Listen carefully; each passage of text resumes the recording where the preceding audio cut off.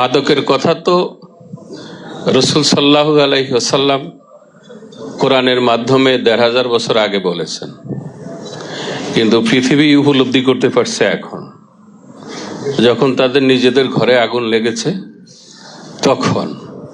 সুতরাং এটা পুরান ব্যাপার। আর উলামায়ে কেরাম এ দায়িত্ব পালন করে আসছেন শত শত বছর ধরে।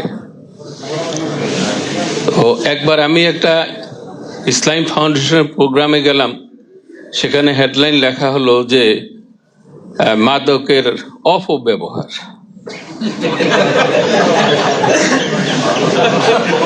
তা আমি ডিডাকে জিজ্ঞাসা করলাম যে ভাই, এটার এই সঠিক ব্যবহারটা কি সেটা বল। তো আরো এক ভাই বলেছেন, তো এই যদি হয় সরকারের দৃষ্টিভঙ্গি, তো সেই দেশে আমরা মোল্লারা ওয়াজ করে কি করুম কর। ২ নম্বরে সন্ত্রাস। সন্ত্রাসের ব্যাপারে কোরআন বলছে যে ফেরাউন বলেছিল, ইন্নী আখাফু আইয়ুবাদদিলা দীনাকুম ওয়া আইয়ুযহিরা ফিল আরদিল ফাসাদ, যে আমার ভয় হয় মুসা আর হারুন দেশে কি করবে, সন্ত্রাস করবে। তো সন্ত্রাসটা করছে কে? আজকের দুনিয়াতে সন্ত্রাস করে কারা? তো আজকের দুনিয়াতে যারা সন্ত্রাস করে, আগেও সন্ত্রাস তারাই করছে।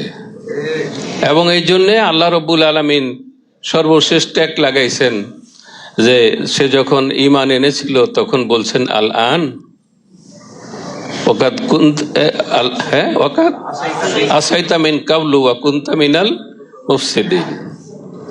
তো ফাসাদ করছে তারা, আর ফাসাদের ট্যাগ লাগাইছে। এখনো দুনিয়াতে ঠিক তাই, সন্ত্রাস করে কারা, আর সন্ত্রাসের মামলায় আবদ্ধ কারা। এখন এইটা আমরা হুজুররা কি করুম কর?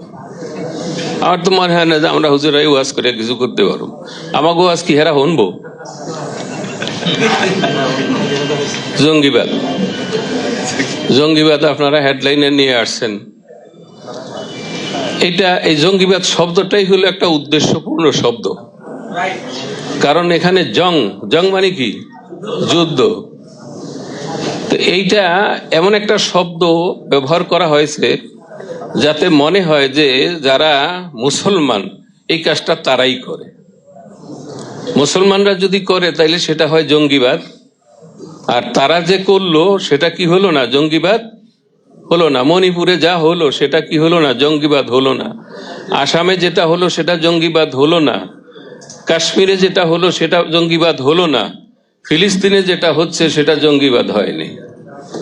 মুসলমানরা যখন তাদের স্বাধিকার আন্দোলনের ব্যাপারে একটু মাথাচাড়া দিয়ে উঠছে তখন সেটার নাম হলো জঙ্গিবাদ।